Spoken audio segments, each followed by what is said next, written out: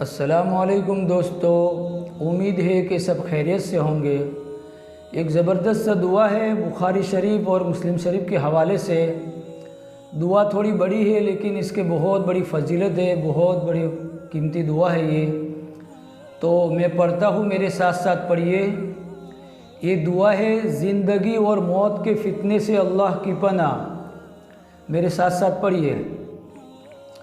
अल्लाहुम्मा इन्नी अऊज़ु बिका मिन अज़ाबि जहन्नम व अऊज़ु बिका मिन अज़ाबिल क़ब्र व अऊज़ु बिका मिन फितनतिल मसीहिद दज्जाल व अऊज़ु बिका मिन फितनतिल महया वल ममात व अऊज़ु बिका मिनल मअसमी वल मग़रमी। तो दोस्तों, इसी तरीके से दुआएं में शॉर्ट वीडियो में आप बहुत मौजूद है दुआएं। अल्हम्दुलिल्लाह कोई 65 या 70 के करीब दुआएं डाल चुका हो। बहुत जामे दुआ होती है। अल्लाह के नबी के जुमले छोटे होते थे लेकिन जामे होते थे। तो दुआएं छोटी है लेकिन बहुत ज़बरदस्त फ़ायदेमंद दुआएं हैं।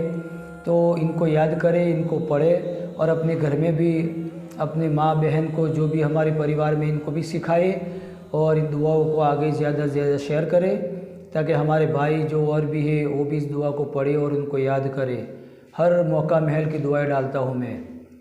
तो अस्सलामु अलैकुम व रहमतुल्लाहि व बरकातुहू।